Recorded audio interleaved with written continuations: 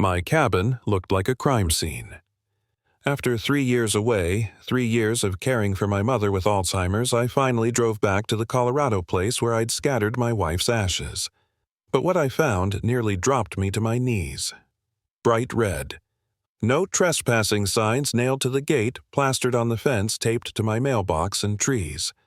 And standing in the middle of it all like some twisted landlord was a woman in a sharp suit filming me with her phone as if she owned the place. "These are my signs," I shouted, ripping one down.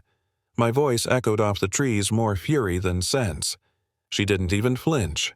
She just smiled, cool as ice, and said, "You owe $47,000. I froze. How the hell did this stranger know my name? And why did her voice crawl under my skin like a memory I couldn't quite place? She kept her camera trained on me while I ripped signs off my fence like a madman. "Tampering with court-authorized signage constitutes contempt," she recited like she was reading scripture. I screamed back, "This is my property. You can't post anything here." Her reply was as flat as her expression. Emergency debt collection procedures allow protective measures. It wasn't just the gate. She'd blanketed the trails I hiked every morning, the garden where I'd planted roses for Sarah, my late wife. Seeing that red plastic taped to the gate of her memorial hit me like a sucker punch. "You put signs on my wife's memorial garden." I was shouting, shaking, ready to tear her camera out of her hands.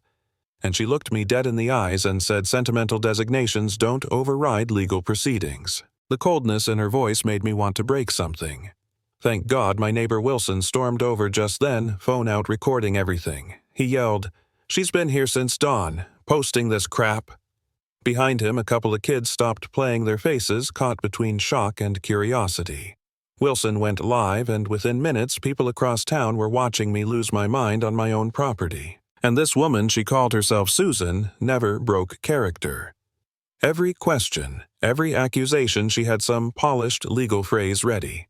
Protecting creditor interests under Colorado law. Asset protection extends to all property features. It was like debating a robot programmed to crush my sanity. But when she packed up her briefcase to leave, a card slipped out. I picked it up off the ground and my blood ran cold. Handwritten in fresh ink, Susan Hernandez. Underneath, scratched out but still visible, the original print, Susan Martinez. My stomach dropped. Martinez.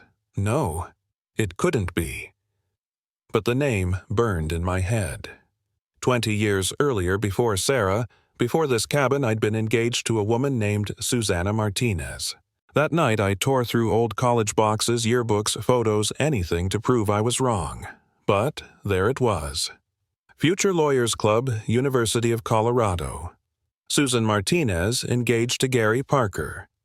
My ex-fiancé, the one I'd left in the middle of her mother's illness when I met Sarah at the hospital. My past had walked straight into my present and nailed no trespassing signs on it. I called the number on her card with shaking hands. "I know who you are, Susanna." Long pause. Then her voice, venom dripping. "That person died 20 years ago, Gary." The next days were a blur of nightmares. She showed up with a leather portfolio thick enough to choke a horse, filled with line item fees and penalties. Year 1, $2,400. Year 2, $7,000 in late fees compounding monthly. Year 3, $15,000 in interest. Legal costs stacked on top until it hit $47,000 and climbing. Every time I challenged her, she had a document. Every time I raised my voice, she got calmer. She walked the property with surveying equipment, photographing Sarah's memorial like it was just another asset. I shouted till my throat burned. "Her ashes are here." Susan didn't blink. Past tense relationships don't affect collateral valuation. Past tense. She said it like she was spitting on my wife's grave. That night, I sat in my kitchen, head in my hands, staring at stacks of fake debts and HOA threats. For the first time, I wondered if maybe she was right. I had abandoned her 20 years ago. Maybe I deserved this. Maybe I should just walk away from the cabin, from everything. I actually thought about packing a bag and leaving Colorado forever. Then, my son Danny showed up with his laptop. "Dad," he said, pale as a ghost, "she's been tracking us for 2 years. Not weeks, 2 years. He pulled up files showing fake accounts, Google alerts even tracking cookies on Sarah's obituary page. My rage came flooding back. Wilson had been digging too.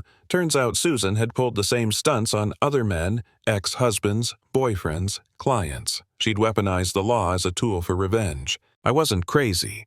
This wasn't debt collection. This was obsession. And with Danny by my side, I finally had a reason to fight back. When the court date came, it was a circus. News trucks, neighbors, protest signs. Susan swept in with a Denver hotshot lawyer looking like she was about to argue before the Supreme Court. Me, I walked in with my son, a public defender with circles under his eyes and fire in his voice.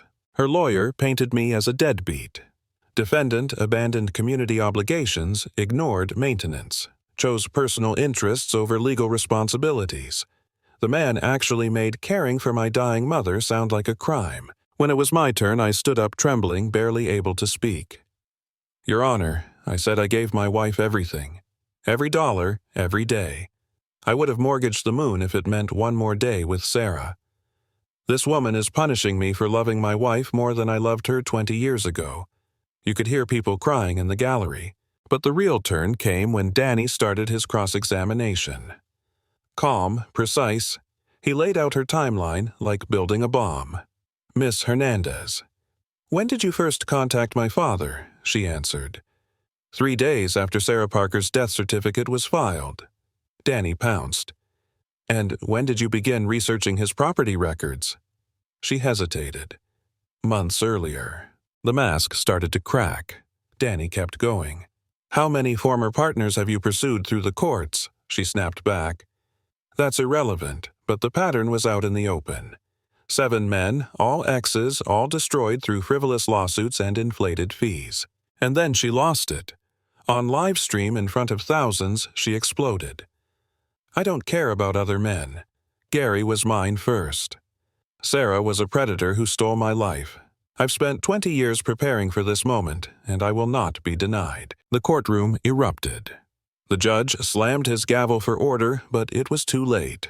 Her words were already trending worldwide, her confession immortalized. The judge's ruling came down like thunder. While the debt collection appears technically legitimate, Ms. Hernandez's methods constitute harassment. Property seizure is denied. The Bar Association will investigate your conduct. Susan's face twisted, but not in defeat. It was satisfaction, like even losing was part of her plan. As deputies pulled her away from the stand, she screamed at me, voice shrill and cracking. This isn't over. Gary, courts can fail, but I know other ways to get justice.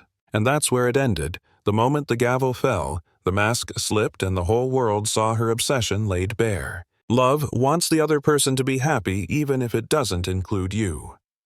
Obsession only wants control. And obsession always destroys itself.